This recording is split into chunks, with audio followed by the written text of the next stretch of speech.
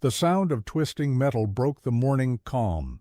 The explosion that followed sent a shock wave across the deck of USS Kidd, lurching men sideways as the ship listed hard to port. It was 11:35 in the morning on April 11, 1945, and machinist's mate First Class Daniel Hoffman stood frozen at his post, watching as thick black smoke billowed from the starboard side, where a Japanese kamikaze plane had just torn through the hull and into the forward fire room.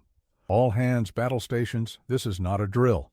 The voice over the ship's speaker system was steady, but Hoffman could hear the tension beneath the words. Around him, sailors moved with practiced urgency, but Hoffman knew the brutal reality. The ship was hemorrhaging power. The forward boiler room was compromised, and the 16 men stationed there were almost certainly dead.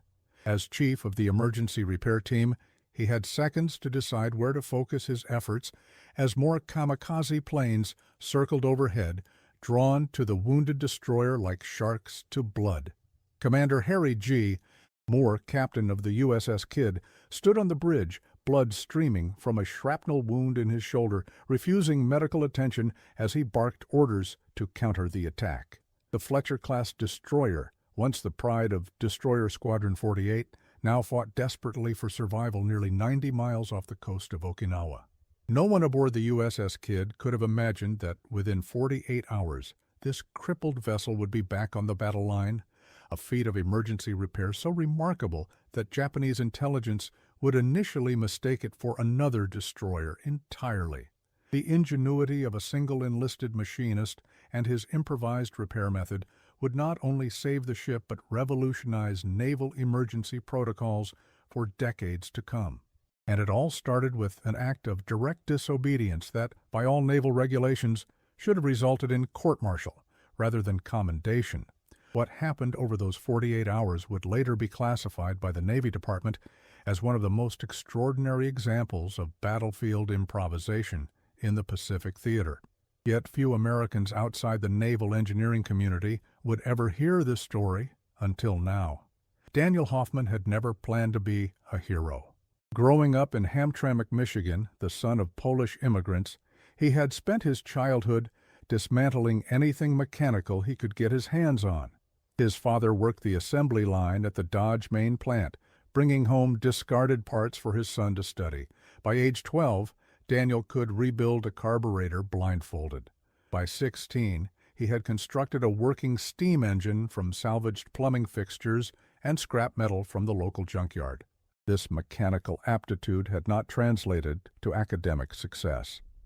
Hoffman dropped out of high school in 1938, just shy of graduation, finding the classroom stifling compared to the hands-on problem-solving he craved.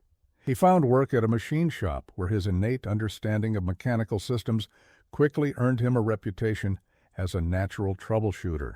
The shop owner, Vincent Kowalski, became something of a mentor, teaching him welding techniques that weren't yet standard practice in American manufacturing.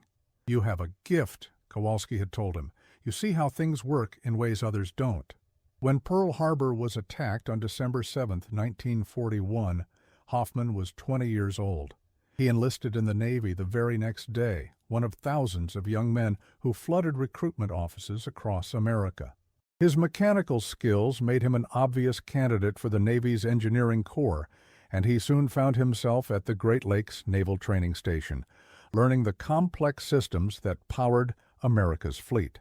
By January 1943, Petty Officer Hoffman was assigned to the newly commissioned USS Kidd, a Fletcher-class destroyer named after Rear Admiral Isaac Campbell Kidd, who had been killed aboard the USS Arizona during the attack on Pearl Harbor. The ship's crew had adopted pirate imagery as their unofficial emblem, even flying the Jolly Roger during their delivery voyage to the Brooklyn Navy Yard, a breach of regulations that earned them a reputation as mavericks before they'd even entered combat. From the moment he set foot in the engineering spaces of the Kidd, Hoffman felt at home. The massive boilers, the intricate network of steam pipes, the powerful turbines, these were his domain. He quickly impressed his superiors with his ability to diagnose mechanical issues almost intuitively, earning rapid promotion to machinist's mate first class and assignment as the lead of the emergency repair team. Hoffman doesn't just fix machines, his chief once remarked. He speaks their language. Over the next 2 years, Hoffman and the KIDD would see more than their share of combat, participating in the battles of Tarawa, the Marshall Islands, the Philippine Sea, and Leyte Gulf.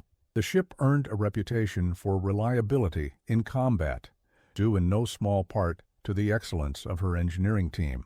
Through all these engagements, the KIDD had suffered only minor damage, mostly from near misses and shrapnel. But as the war in the Pacific intensified, so did the Japanese tactics.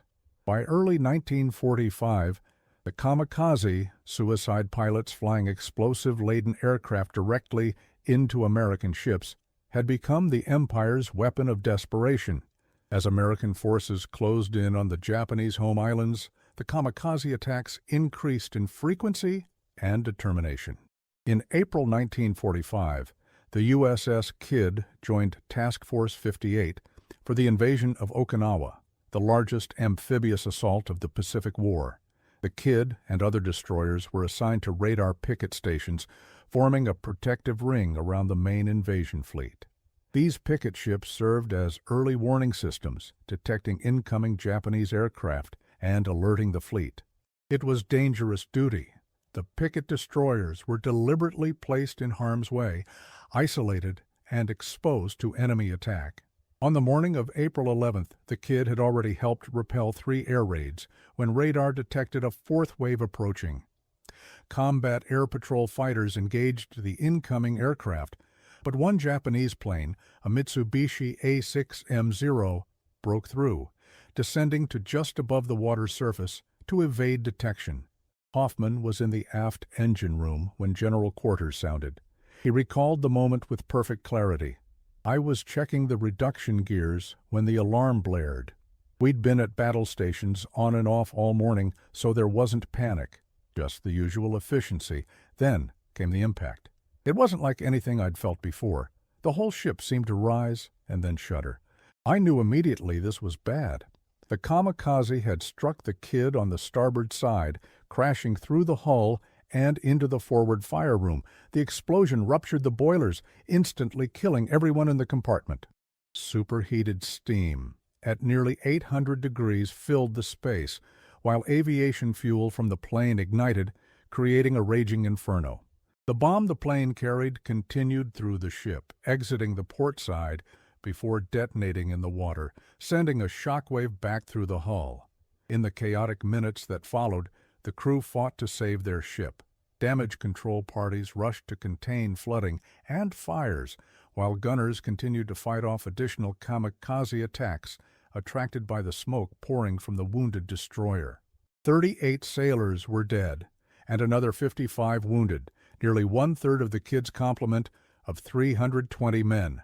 Commander Moore, despite his own injuries, directed the defense of his vessel. "Keep firing," he ordered. "Don't let them finish us off." In the aft engine room, Hoffman realized the ship was in dire straits. With the forward fire room destroyed, the KIDD had lost half her propulsion capacity. Worse, the explosion had damaged steam lines throughout the vessel, reducing pressure to critical systems. At this reduced power, the ship was a sitting duck. Executive Officer Lieutenant Commander Robert E. Jeffrey fought his way to the engine spaces, blood streaming from a cut on his forehead. "Hoffman," he shouted over the din of alarms and the distant thump of anti-aircraft guns. "We need to restore power now, or we're finished." "The forward fire room is gone, sir," Hoffman responded.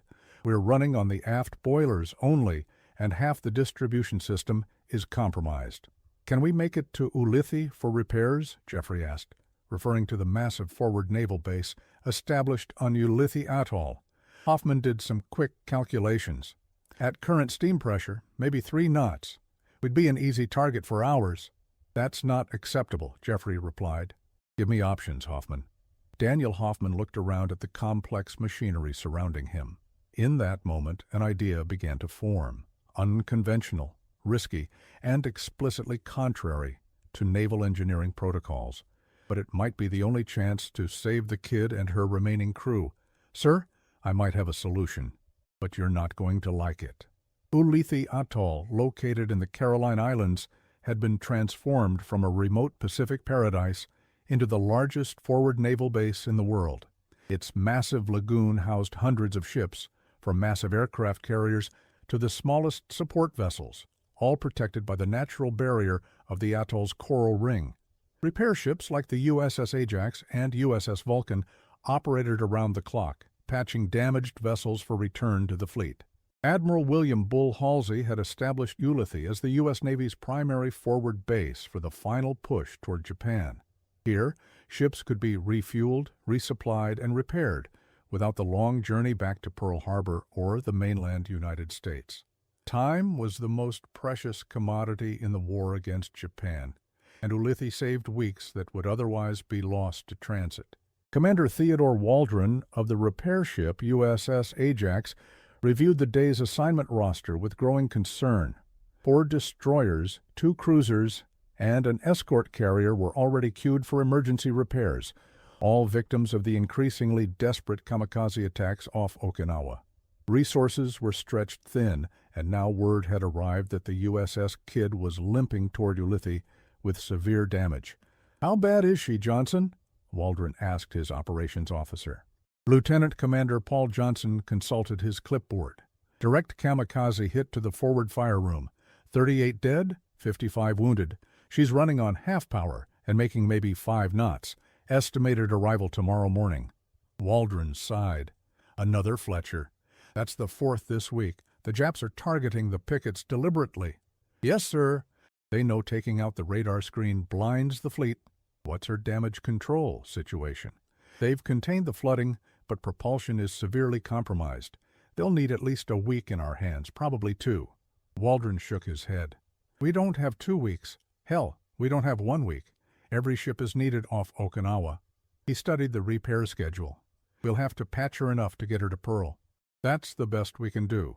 Sir, Johnson said hesitantly, we just got a flash message from Admiral Sherman. The Japanese are massing for another major air offensive against the fleet. They want every operational destroyer back on the line within 72 hours. Impossible, Waldron declared. The KIDD needs a complete boiler rebuild. That's a month in dry dock, minimum. Neither man could have predicted what was about to happen aboard the damaged destroyer making its way toward them, or how it would challenge everything they thought they knew about naval engineering. Back on the USS KIDD, Daniel Hoffman was outlining his plan to Lieutenant Commander Jeffrey. We can cross-connect the steam lines, he explained, sketching a diagram on a grease-stained sheet of paper. Bypass the damaged sections entirely and route auxiliary steam directly to the main turbines. Jeffrey stared at the drawing. That's against every protocol in the book, Hoffman. You'd be creating a feedback loop in the system. Yes, sir, but with modifications to the pressure relief valves, I think it can work. We'd essentially be turning our auxiliary boiler into a primary power plant. Has this ever been done before? Hoffman hesitated. Not that I know of, sir. The system wasn't designed for it.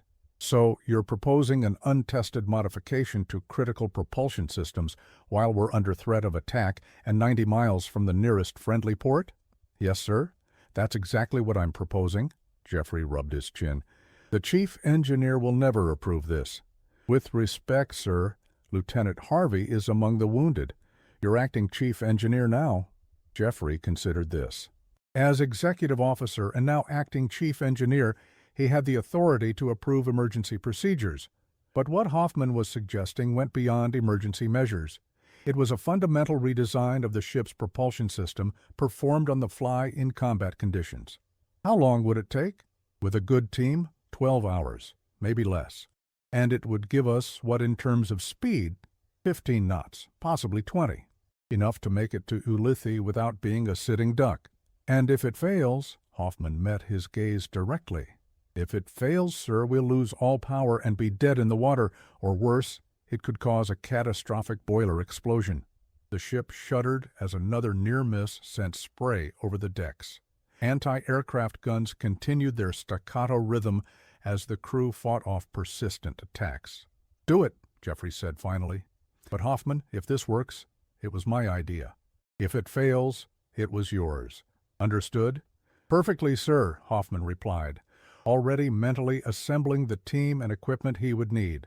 What followed was 12 hours of the most intensive mechanical improvisation in naval history. Hoffman selected 5 men from the engineering department, all experienced machinists and pipe fitters.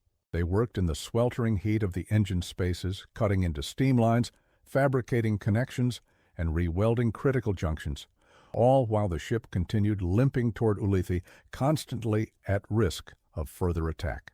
Ordinary procedures required systems to be cold and depressurized before modification, but they had no such luxury.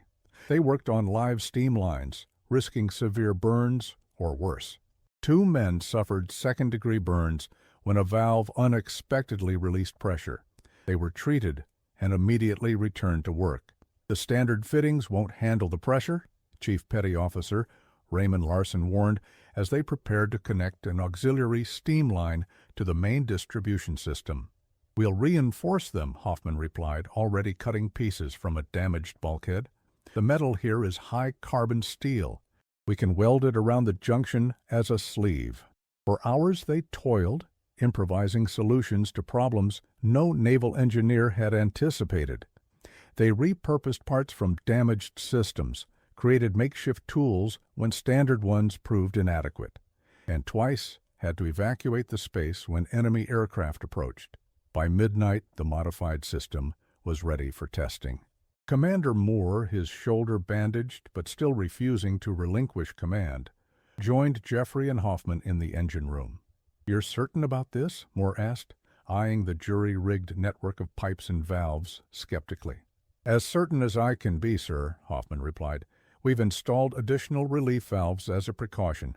If pressure exceeds safety parameters, they'll vent into the bilges." Moore nodded grimly. "Proceed, Mr. Hoffman." With careful precision, Hoffman began opening valves sequentially, allowing steam to flow through the modified system. Gauges jumped as pressure built. A pipe joint leaked, sending a jet of steam into the air, but held. The main turbines, which had been operating at minimal capacity, began to spin faster. 5% increase in power, reported a machinist at the control panel. 10%. 15. A shrill whistle indicated pressure approaching the safety threshold in one section. Hoffman quickly adjusted a bypass valve, redistributing the load. 20% increase. 25. The deck vibrated as the propellers churned with renewed vigor. Hoffman moved from gauge to gauge, making minor adjustments, listening to the machinery with the ears of a master pianist tuning a grand piano. 30% increase in power output, came the report. Speed now 10 knots and climbing. Moore and Jeffrey exchanged looks of cautious optimism. The improvised system was working. 12 knots, 14 knots. "Level it off there," Hoffman ordered. "Let's not push our luck until we're sure the modifications will hold." Moore nodded approvingly. "Well done, Mr. Hoffman. Maintain current speed. Navigator, revised arrival time at Ulithi? At 14 knots, we should reach the atoll by 0800 tomorrow, sir." "Very good." Mr. Jeffrey, maintain watch on engineering. Mr. Hoffman, you and your team get some rest. You've earned it." "With respect, sir," Hoffman replied, "I'd prefer to stay and monitor the system. It's temperamental." Moore studied the young machinist's mate for a moment, noting the exhaustion in his eyes, but also the determination. "Very well, but rotate your team in 4-hour shifts. I need all hands alert." As Moore and Jeffrey left, Hoffman turned back to his gauges, making minute adjustments. The system he had created violated a dozen naval engineering principles. It was dangerous, inefficient, and entirely contrary to design specifications. But it was keeping the kid moving, and every knot of speed increased their chances of survival. What he didn't tell the officers was that he had one more modification in mind, one that might push their speed even higher, but at substantially greater risk. By dawn on April 12th, the USS KIDD had maintained a steady 14 knots through the night. No further kamikaze attacks had materialized, and the wounded destroyer was within 2 hours of Ulithi Atoll. In the engine room, Daniel Hoffman had not slept. Despite orders to rest, he had remained at his post, nursing the modified propulsion system through the night, making constant adjustments to maintain optimal performance. Now, with Ulithi almost in sight, he was preparing to implement his final modification. Chief Petty Officer Larson looked on with concern. "You can't be serious, Dan," Larson said quietly. "We're almost there. Why risk it?" Hoffman continued adjusting a pressure regulator. "Because we're not staying at Ulithi, Chief." "What are you talking about? The forward fire room is destroyed. We need a complete overhaul." "That's not what's going to happen, and you know it." Hoffman straightened up, wiping sweat from his brow. "They'll patch the hull, give us a quick once-over, and send us right back out. They need every destroyer they can get off Okinawa. All the more reason not to push our luck with this contraption." Hoffman smiled grimly. "This contraption is going to keep us alive when they send us back out with half-finished repairs. I want every bit of speed I can squeeze out of her." Before Larson could protest further, the engine room hatch opened and Lieutenant Commander Jeffrey entered. "Mr. Hoffman, report." "System continues to perform within acceptable parameters, sir. We've maintained 14 knots through the night." Jeffrey nodded, impressed, despite himself. "The captain sends his compliments. We're 2 hours from Ulithi. Once we're there, we'll transfer the wounded and begin formal repairs." "Sir," Hoffman said, choosing his words carefully, "I've been considering our repair options. Given the materials available at Ulithi and the current tactical situation, what are the chances we'll be ordered back to Okinawa without complete repairs?" Jeffrey studied Hoffman's face. "You're too smart for your own good, Hoffman. The truth is, Admiral Sherman has already radioed. Every operational destroyer is needed back on the line. They'll patch our hull, give us enough repair to fight, and send us back out. With a destroyed fire room? With whatever we've got. This is the endgame, Hoffman. The Navy is throwing everything at Okinawa." Hoffman nodded. "In that case, sir, I'd like permission to implement one final modification to the propulsion system. I believe I can increase our speed to 20 knots, maybe more." "At what risk?" "Significant," Hoffman admitted. "I'd be pushing the auxiliary boilers well beyond their design specifications." Jeffrey frowned. "The captain won't approve it." "The captain doesn't need to know the details, sir, just that we've optimized the emergency system." For a long moment Jeffrey said nothing. Then, "Do it. But Hoffman, if anything goes wrong—" "I understand, sir. It was never your idea." As Jeffrey left, Larson shook his head. "You're going to get us all killed or court-martialed." "Maybe," Hoffman acknowledged. "But first, we're going to give this ship a fighting chance." He turned to the small team of machinists. "All right, men. One last push. We're going to modify the pressure regulators and recalibrate the main feed pumps. It'll be just like turning up the volume, except instead of music, we get speed." The men exchanged nervous glances, but set to work. They had followed Hoffman this far. They weren't about to stop now. At 0800 on April 12, 1945, the USS KIDD limped into Ulithi Lagoon at a respectable 15 knots, far better than the 3 knots her damage should have allowed. Signal flags requesting emergency medical assistance fluttered from her halyards. Within minutes, boats were approaching to evacuate the wounded. Commander Waldron of the USS Ajax watched through binoculars from his repair ship. "Remarkable," he muttered. "She's making good speed for a ship with a fire room gone." "They must have cross-connected systems," his chief engineer suggested. "It's the only explanation. Whatever they did, it bought them time. Let's see what we're dealing with." An hour later, Waldron was aboard the KIDD inspecting the damage with Commander Moore and Lieutenant Commander Jeffrey. The forward fire room was a scene of total destruction. The kamikaze had punched through the starboard hull, creating a hole nearly 15 feet in diameter. The internal damage was catastrophic: ruptured boilers, destroyed control panels, and warped decking. The bodies of the 16 men killed in the initial impact had already been recovered and prepared for burial at sea. "This is beyond field repair," Waldron declared. "You need a complete rebuild of the forward propulsion system. That's weeks in a proper naval yard." "We don't have weeks," Moore replied, his wounded arm now properly bandaged. "Admiral Sherman wants every available destroyer back on the line. What can you do for us in 48 hours?" Waldron stared in disbelief. "In 48 hours, I can patch your hull, replace some wiring, maybe get your fire control systems fully operational again. But propulsion, you're running on a prayer as it is. That prayer has a name, Jeffrey interjected. Machinist's mate First Class Daniel Hoffman. He's the one who got us here. Waldron's expression changed. I'd like to meet this Hoffman.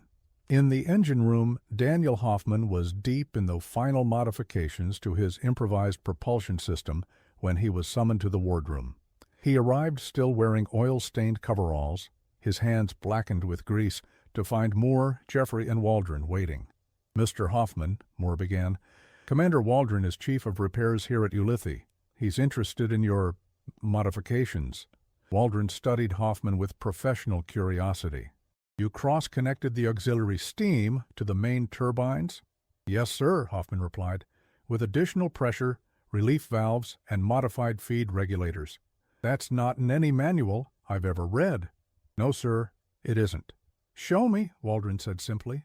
For the next hour, Hoffman led Waldron through the engineering spaces, explaining each modification in detail. The commander asked pointed questions, occasionally shaking his head in disbelief or nodding with reluctant admiration. It shouldn't work, Waldron concluded as they finished the tour.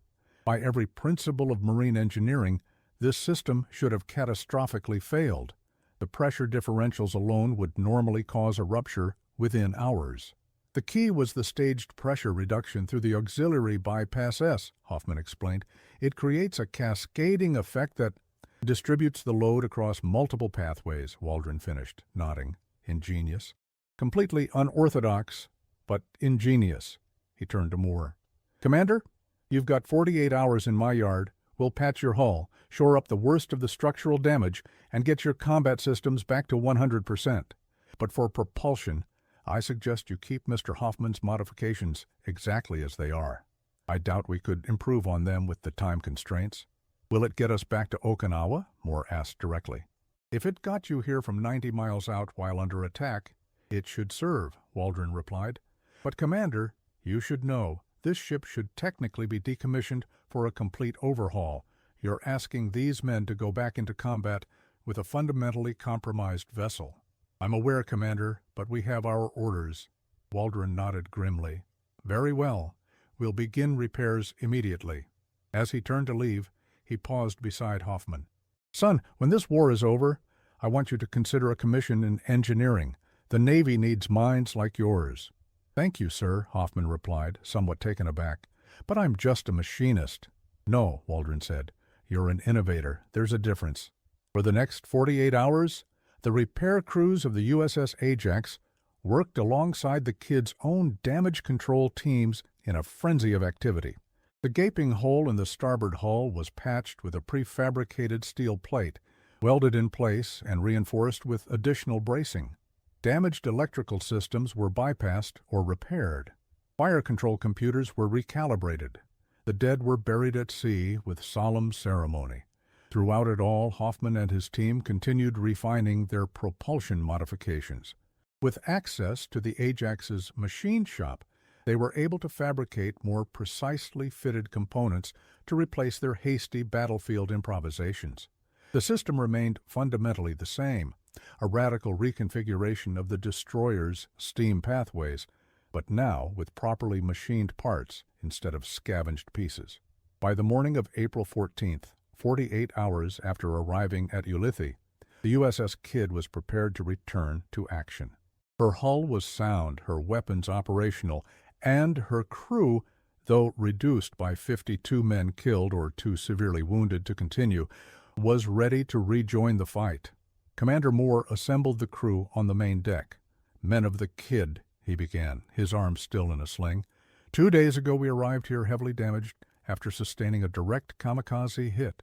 Today, thanks to the extraordinary efforts of the repair crews of the USS Ajax and our own damage control teams, we are ready to return to action. A murmur ran through the assembled sailors. I won't lie to you, Moore continued.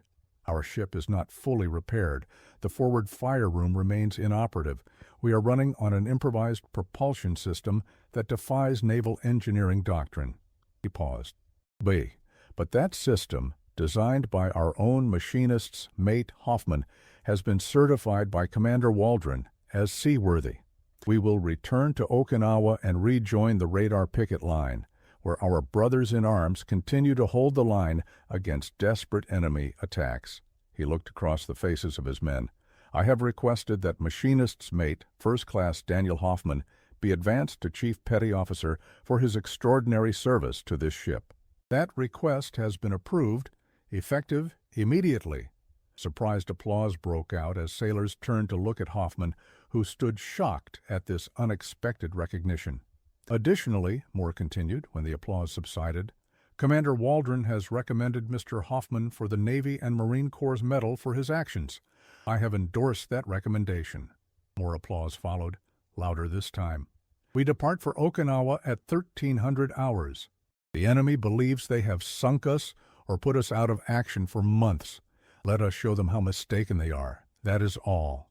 As the crew dispersed to their stations, Hoffman found himself surrounded by well-wishers and congratulatory handshakes. Lieutenant Commander Jeffrey approached with a newly sewn Chief Petty Officer insignia. "You've earned this, Chief," Jeffrey said, handing him the rank insignia, "though I still think you're either a genius or a madman." "Maybe a bit of both, sir," Hoffman replied with a small smile. "Your propulsion system, how long do you think it will hold?" Hoffman considered this. "With the refinements we've made here, and barring any additional damage, weeks, possibly months. Long enough to finish the job at Okinawa, certainly." Jeffrey nodded. "Good, because we're going to need every advantage we can get. Intelligence reports the Japanese are planning their largest kamikaze offensive yet." At 1300 hours, the USS KIDD departed Ulithi Atoll, her ensign snapping in the breeze, her newly promoted chief engineer monitoring a propulsion system that existed in no technical manual. As she cleared the lagoon and entered open ocean, Hoffman gave the order to increase speed. "Ahead full," he commanded. "Let's see what she can do." The ship surged forward, her screws churning the blue Pacific waters, building speed steadily, 15 knots, 18, 20. On the bridge, Commander Moore felt the vibration beneath his feet and smiled despite himself. "Mr. Jeffrey, our speed?" 22 knots, sir, and still climbing," Jeffrey reported, with barely concealed amazement. "Very good. Set course for Okinawa. We have a rendezvous with Task Force 58. For the next 9 hours, the USS KIDD steamed northwest toward Okinawa, maintaining a steady 24 knots, an impossibility for a ship with half her propulsion plant destroyed, yet made real by one machinist's refusal to accept conventional limitations. In the Combat Information Center, radar operators maintained constant vigilance. Reports indicated heavy Japanese air activity throughout the sector, as the predicted kamikaze offensive was indeed materializing. But the KIDD's return route had been carefully plotted to keep her within support range of combat air patrols from the carriers of Task Force 58. As night fell, the ship continued its steady progress, running with minimal lights in accordance with wartime protocols. In the engine room, now his engine room, Chief Hoffman maintained his watch, monitoring every gauge and valve of his creation, making minute adjustments to keep the improvised system operating at peak efficiency.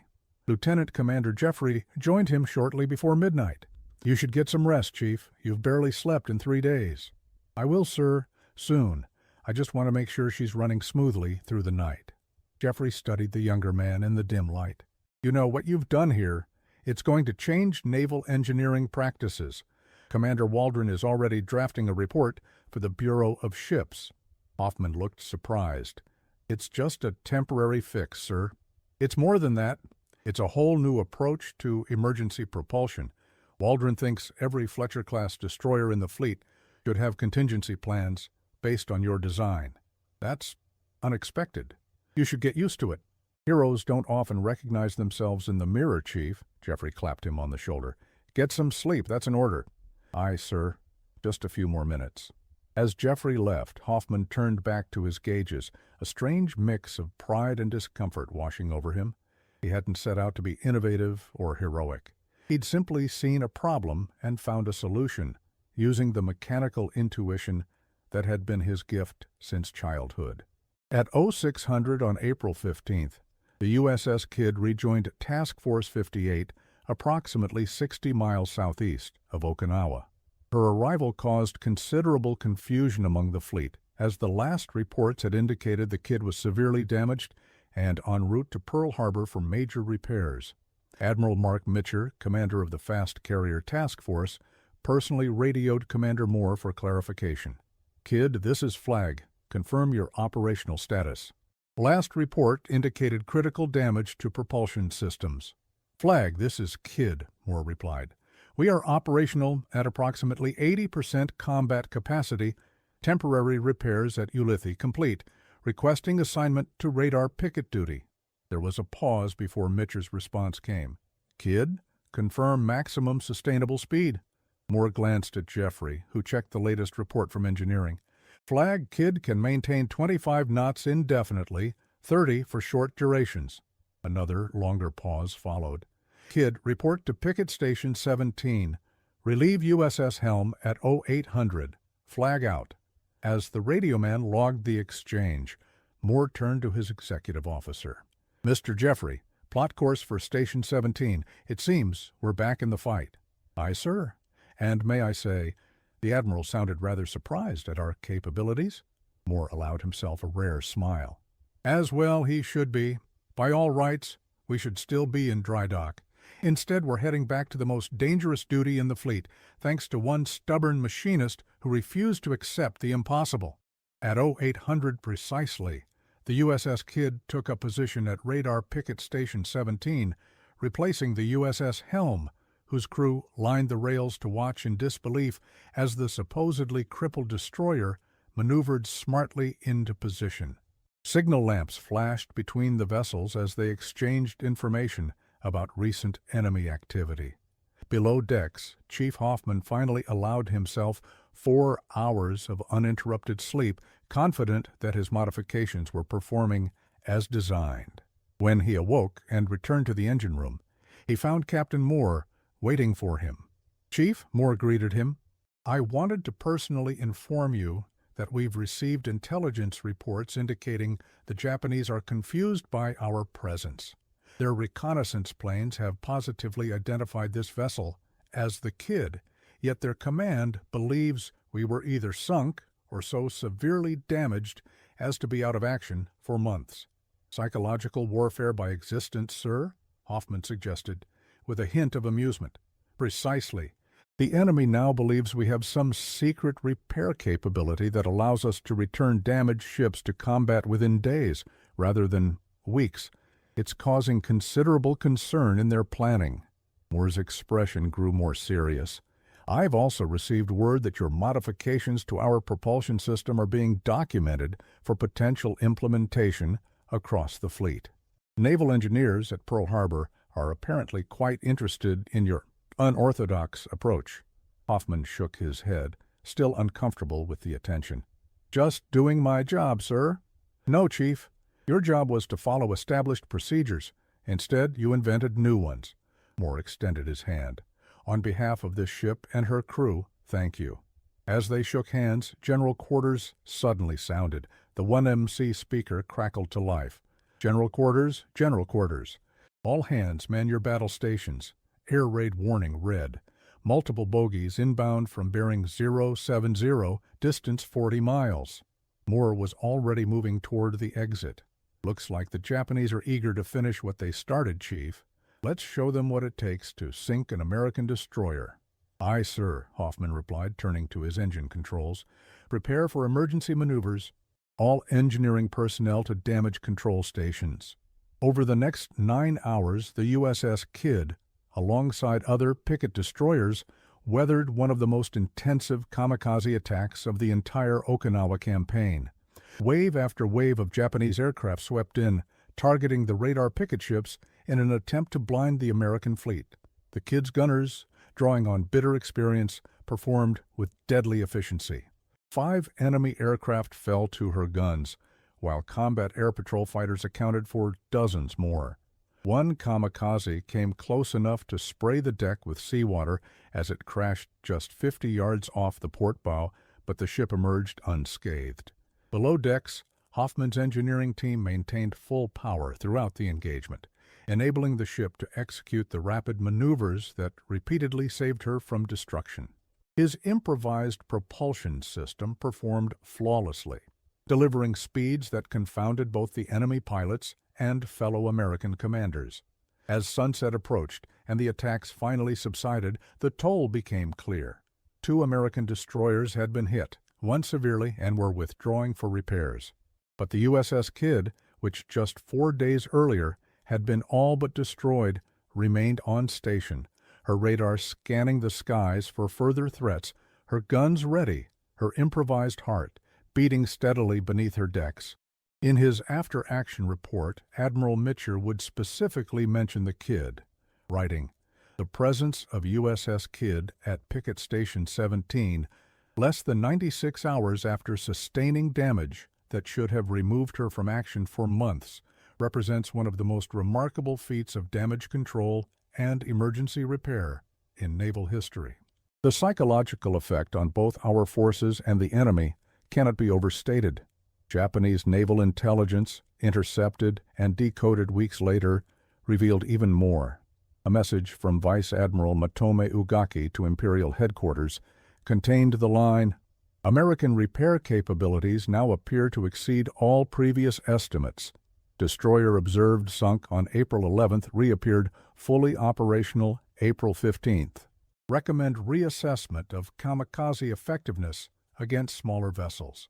What neither the American admirals nor their Japanese counterparts fully understood was that this remarkable feat was primarily the work of one chief petty officer, working with limited tools and materials, guided by an intuitive understanding of machinery that transcended formal training. In the weeks that followed, as the Battle of Okinawa raged on, the USS Kidd continued to serve on the radar picket line, her improvised propulsion system performing reliably beyond all expectations. Chief Hoffman's design was formally documented by naval engineers who visited the ship, and aspects of his approach were subsequently incorporated into damage control manuals fleet-wide.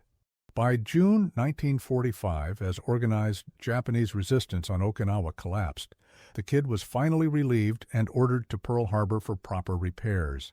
She arrived at the massive naval base on July 3rd, where shipyard engineers marveled at Hoffman's modifications. "You've been running like this for nearly 3 months?" one senior engineer asked incredulously as he examined the system. "Yes, sir," Hoffman replied, "with minor adjustments along the way." "It defies conventional wisdom," the engineer muttered, shaking his head. "We would have calculated catastrophic failure within days." "Sometimes the machinery doesn't read the manuals, sir," Hoffman responded with a small smile. On August 1st, 1945, with repairs finally complete and her original propulsion system fully restored, the USS Kidd departed Pearl Harbor to rejoin the fleet for the planned invasion of Japan. But as she steamed westward, world history intervened. On August 6th, the atomic bomb was dropped on Hiroshima. 3 days later, a second bomb devastated Nagasaki. On August 15th, Japan announced its surrender. The war was over. The USS Kidd, like hundreds of other American warships, would not be needed for the invasion that never came. In December 1946, the Kidd was decommissioned and placed in reserve, her wartime service complete. She would return to active duty during the Korean War, but never again would she face the desperate circumstances that had called forth Daniel Hoffman's remarkable innovation. Hoffman himself left the Navy in 1946, returning to Michigan with a chest full of ribbons, including the Navy and Marine Corps Medal for his actions aboard the Kidd. He used the GI Bill to obtain an engineering degree from the University of Michigan and went on to a successful career designing industrial machinery. His experience aboard the Kidd influenced his professional approach throughout his life, a belief that established principles were guidelines, not limitations, and that sometimes the most effective solutions came from thinking beyond conventional boundaries. In the official histories of the Pacific War, the story of USS Kidd's 48-hour resurrection faded into obscurity, overshadowed by larger battles and more prominent vessels. But within naval engineering circles, the Hoffman bypass became standard terminology for emergency propulsion configurations. Design elements inspired by his improvisation were incorporated into subsequent classes of destroyers, creating a legacy that outlived both the man and his ship. Today, the USS Kidd is preserved as a museum ship in Baton Rouge, Louisiana, one of only 4 surviving Fletcher-class destroyers in the world. Visitors who tour her engine spaces see the conventional propulsion system restored to its original configuration. There is no visible evidence of the improvised system that once drove her back into battle, when conventional wisdom said she should have been in dry dock for months. But for those who know where to look, for naval engineers and maritime historians who understand what happened in those desperate hours after April 11, 1945, the absence of that system speaks volumes about American ingenuity and the difference one determined individual can make in the face of seemingly insurmountable challenges. In 1985, at a reunion of the Kidd's wartime crew in Baton Rouge, an elderly Daniel Hoffman stood on the deck of his old ship, now permanently moored in the Mississippi River. A reporter asked him about his famous modification and the recognition it eventually brought him. "It wasn't about recognition," the 80-year-old former chief replied. "It was about survival. We had a job to do, and giving up wasn't an option." When asked if he considered himself a hero, Hoffman shook his head. The heroes were the 16 men who died in that fire room, and the men who stood their posts while kamikazes came at us wave after wave. I just fixed a problem. That's all. That modesty exemplified the generation that fought and won the Second World War, ordinary Americans who, when faced with extraordinary circumstances, simply did what needed to be done, often in ways that defied conventional wisdom and expectations. The story of USS Kidd's miraculous 48-hour repair is more than a tale of mechanical ingenuity. It's a testament to the American spirit, the refusal to accept defeat, the willingness to risk everything on an unorthodox solution, and the ability to shock adversaries through sheer determination and inventiveness. In a war where industrial might often determined outcomes, it was ultimately human resourcefulness that made the difference in countless critical moments. Daniel Hoffman and the men of USS Kidd remind us that even in our most technological endeavors, the human element, courage, creativity, and unwavering resolve remains the true source of victory. Would you have made the same choice as Daniel Hoffman? Would you have defied established protocols and risked catastrophic failure for a chance to save your ship and shipmates? These questions have no easy answers, but they invite us to consider what we might be capable of when ordinary options no longer suffice and extraordinary measures become our only hope. Share this story so others may remember the USS Kidd and the resourceful Americans who refused to let her die, turning 48 hours of emergency repairs into one of the most remarkable feats of naval engineering in the Pacific War.